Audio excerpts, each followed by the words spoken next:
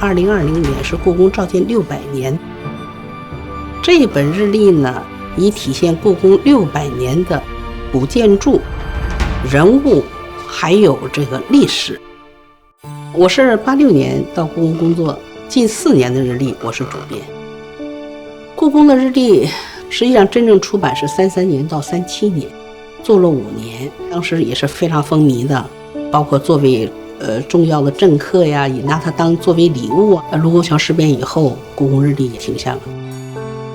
09年，他们故宫出版社员工当时就介绍了民国时期故宫出版的这些刊物，最后他们就决定重新开始做故宫日历。所以2010年之后开始，基本上是以12生肖作为主题。这一次跟它不一样，现故宫600年所发生的事情。故宫的宫殿其实是8702间，按照公用的区域来划分，把这整个的故宫用11个月把它涵盖进去。那么第1个月就是生肖属相关的这样一些文物，第2个月就是皇宫的建造，它是1406年开始建，经过了10年的时间的，动用了1万多人去采购这些材料。它可以说是的确是中国木质结构最高的一个等级的一个代表。第3个月就是太和殿、中和殿、保和殿，最能代表皇帝至高无上权力的地方。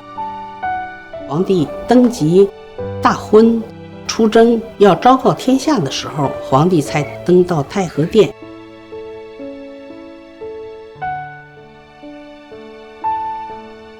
后三宫作为一个区域，基本上就是皇帝日常办公，包括他的寝宫都在这儿。坤宁宫这个明代是皇后住的地方，到了清代把它变成了东边是皇帝的大婚洞房。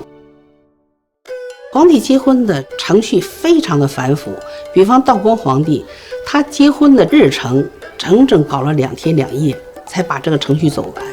所以说我们就用了一张光绪大婚图，用了不同的角度来体现一下皇帝大婚是一个什么样辉煌的这样一个景观。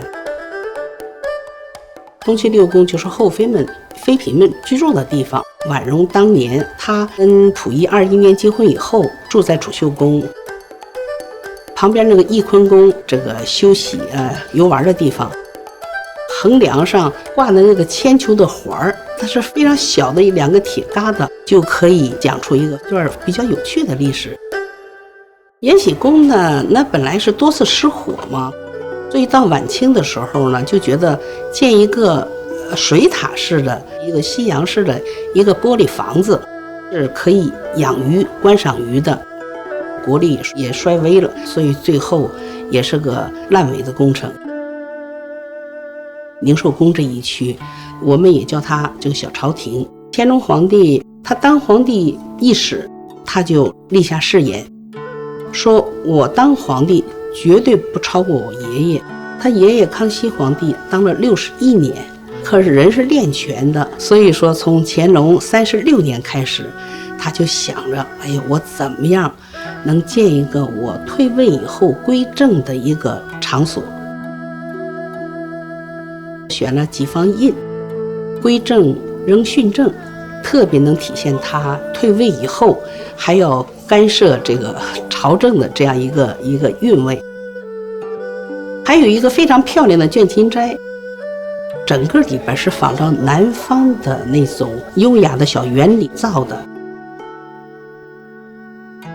乾隆皇帝他当了3年就过世了，实际上宁寿宫这一区建好了以后，他基本上没有住过，倒是慈禧太后在这里居住过，她在这里举办60大寿的生日，包括在这里接见这个奥地利啊、美国的一些使臣啊。故宫呢，从等级森严这个角度来讲，你会感觉到它是一个冷冰冰的。在寿康宫，你就会感觉到它也是暖意融融的。整个叫太后区，也叫寡妇区，百善孝为先，觉得皇帝在这里确实是率先垂范。这个匾呢，是康熙皇帝给他奶奶孝庄皇后过66岁大寿的时候做的，到现在就累计的数字应该是达到300万册，今年开印应该就是80万册。我们其实作为故宫人，只是在为中华民族、为大家在点守这一份宝藏。